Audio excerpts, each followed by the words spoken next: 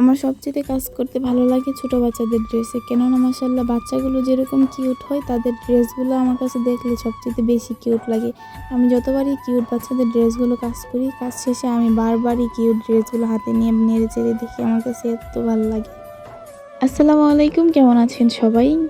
আশা করছি সবাই ভালো আছেন। আলহামদুলিল্লাহ আমিও অনেক ভালো আছি। এই ড্রেসগুলো অর্ডার ছিল কুমিল্লা থেকে, যেহেতু আমার একজন পরিচিত আপু উনি ওনার বেবির জন্য এগুলো আমার কাছে অর্ডার করছিল। যেহেতু উনি ওনার বাড়ি আমার বাড়ির পাশেই ছিল, তো উনি ওনার বোনকে দিয়ে রেডি করে তারপরে আমার কাছে এগুলো পাঠাইছিল আর বলছিল আমার নিজের পছন্দ মতো কাজ করে দেওয়ার জন্য। যেহেতু এগুলো এক জায়গা থেকে অন্য জায়গায় যাইব, মূলত এটা আমাদের ব্রাহ্মণবাড়িয়া থেকে কুমিল্লায় যাইব আর কি। তার জন্য আমি ভাবলাম এগুলো আমি আমার নিজের পছন্দ মতো একটা ইউনিক ডিজাইন দিয়ে দিই, যাতে ওনারা একটু বেশি পছন্দ করেন আর বাচ্চাটাকে পরলেও যাতে অনেক সুন্দর লাগে।